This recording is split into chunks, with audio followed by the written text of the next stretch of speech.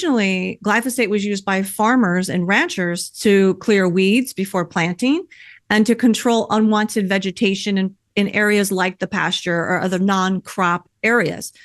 And because if you sprayed it on plants, it would kill it, right?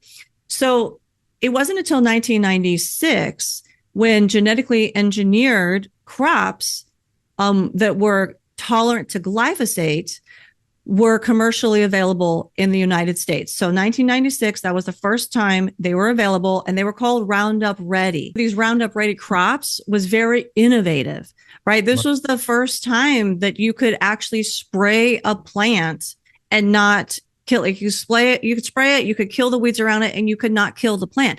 And the reason that they're able to not kill those plant is because they genetically modified it to resist glyphosate. Okay, so that's why they're called Roundup Ready crops. And it did revolutionize the industry.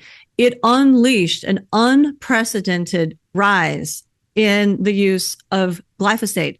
So, for example, in 1996, just before GMOs were unleashed, the total amount of agricultural herbicide that was used, the total volume that was used, was 3.8%. Okay, so that was 1996, 3.8%.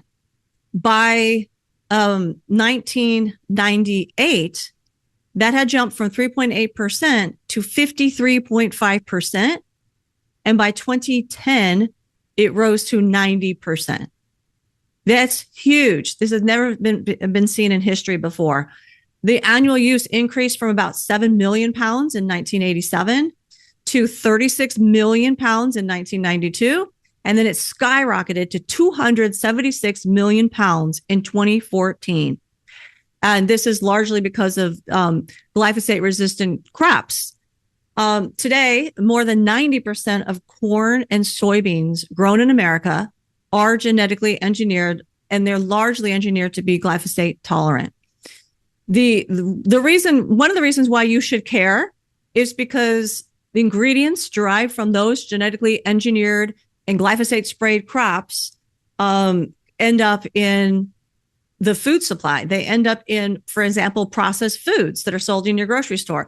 So it's estimated that these genetically engineered crops appear in about 80% of all the processed foods that are in the grocery store. It can be under the name of high fructose corn syrup or vegetable oils or soy lecithin or other chemicals like that were derived from this setup of a genetically engineered crop being sprayed by glyphosate because it's resistant to it.